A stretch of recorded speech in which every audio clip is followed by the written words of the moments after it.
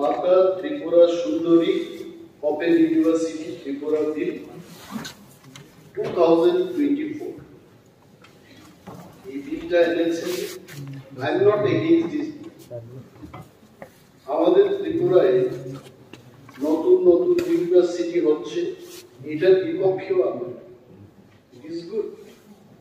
ত্রিপুরা রাজ্য পুরো নর্থ ইস্টের মধ্যে এডুকেশনাল হাব হোক, এটা আমি চাই, এবং আরো উন্নত ত্রিপুরা হোক, এটা আমি চাই।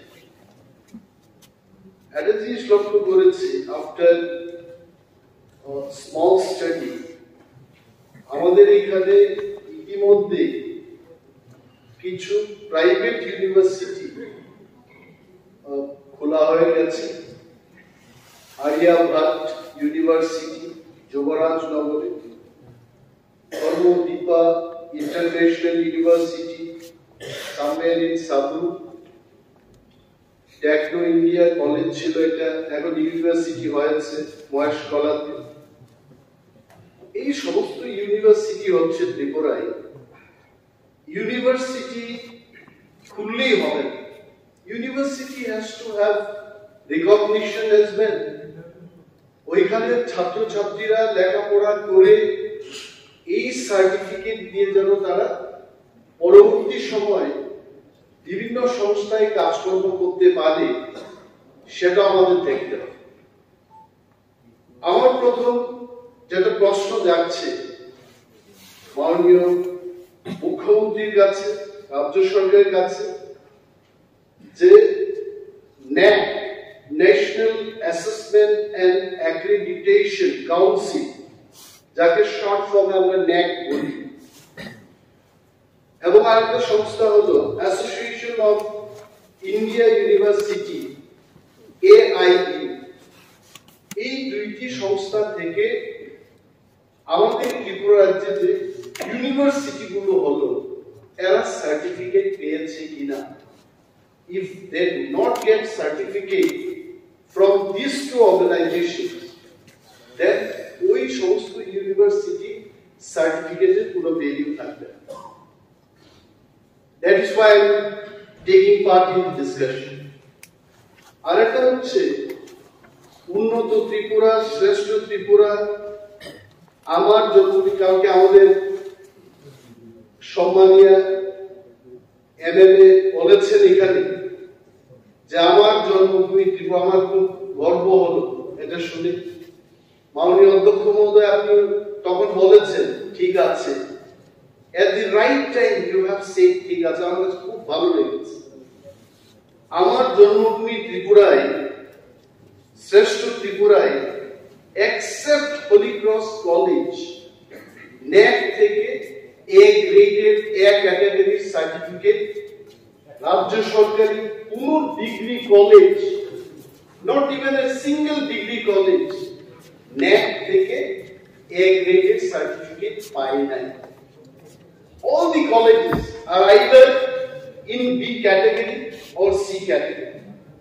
এই ব্যাপারটা দেখ, আমি এই হাউসে মাননীয় মুখ্যমন্ত্রীর দৃষ্টি আকর্ষণ করছি আপনার মাধ্যমে, যে অনেক ডিগ্রি কলেজ আমাদের রাজ্যে সরকারি নিয়ন্ত্রণাধীন, প্রিন্সিপাল ছাড়াই চলছে, অধ্যক্ষ নেই ওই সমস্ত কলেজগুলো।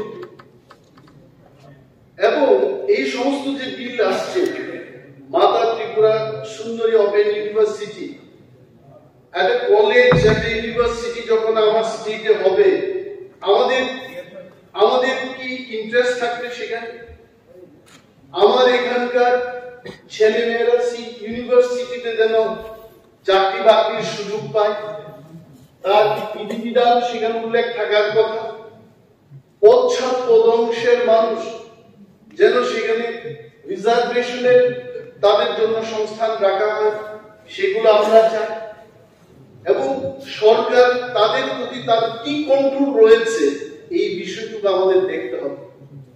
আমি আপনার মাধ্যমে মাননীয় মুখ্যমন্ত্রীর দৃষ্টি আকর্ষণ করে বলবো, সরকারের কন্ট্রোল যদি না থাকে, ভালো ভালো সংস্থা সেটা দুবন্ত সংস্থায় পরিণত হয়েছে। And one small example, একটা উদাহরণ আমি আপনার অনুমতি নিয়ে এই হাউসে বলছি।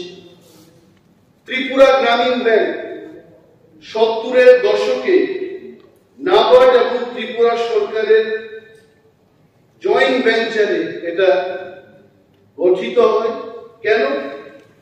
গ্রামীণ অর্থনীতিকে চাঙ্গা করার লক্ষ্যে এবং ত্রিপুরার সার্বিক উন্নয়নের লক্ষ্যে একটা গ্রামীণ ব্যাংক গঠন করা।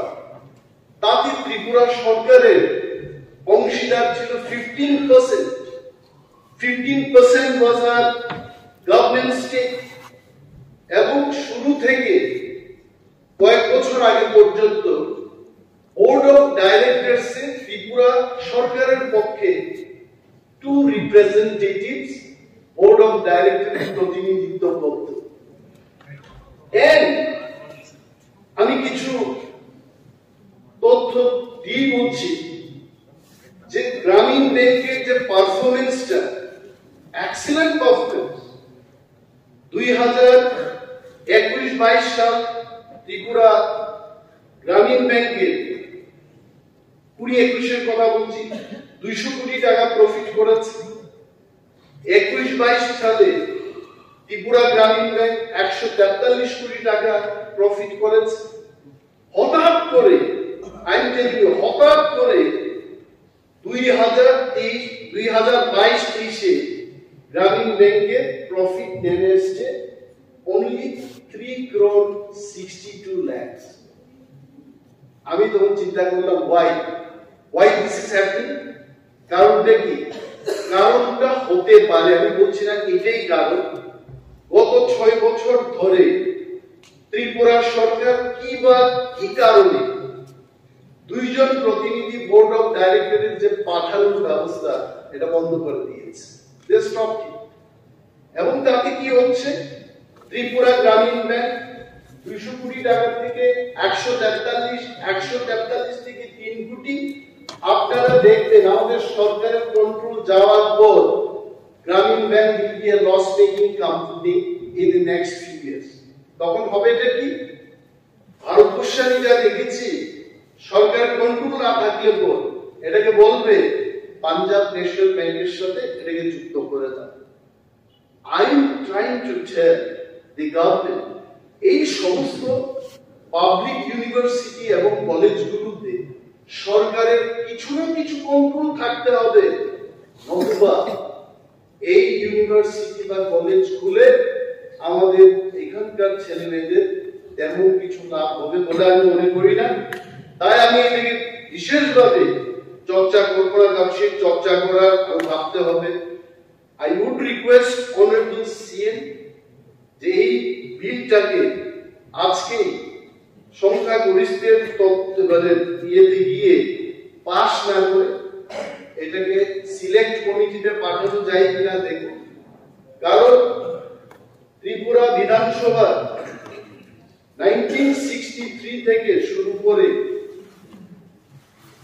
12 অ্যাসেম্বলি পর্যন্ত এটা তথ্য আমার কাছে আছে, কিন্তু আমার মনে হচ্ছে যে গত 6 বছর যেভাবে বিলগুলো পাস হচ্ছে, I am happy the number of bills should be passed in the assembly, কিন্তু none of the bills 2018 থেকে till date সিলেক্ট কমিটিতে পাঠানো হয়। ত্রিপুরায় যখন ইকফা ইউনিভার্সিটি হলো তখনও বিলটাকে চর্চার জন্য সিলেক্ট কমিটিতে পাঠানো হয়েছে। আমাদের ত্রিপুরায় যখন মহারাজা বীর বিক্রম ইউনিভার্সিটি হবে তখন এটিকে সিলেক্ট কমিটিতে পাঠানো হয়েছে। এই বিলটাকে আমি বিশদভাবে বলবো না, যে সিলেক্ট কমিটিতে এমএলএদের, জনপ্রতিনিধিদের, চিন্তনশীল ব্যক্তিদের কাছে নিয়ে গিয়ে আরো পরীক্ষা নিরীক্ষা করার জন্য মাতা ত্রিপুরা সুন্দরীর নামটাকে যেন আমরা কলুষিত না করি, তার জন্য এটাকে সিলেক্ট কমিটিতে পাঠানো হোক, এই প্রস্তাব আপনার মাধ্যমে মাননীয় মুখ্যমন্ত্রীর কাছে রাখছি। ধন্যবাদ স্যার।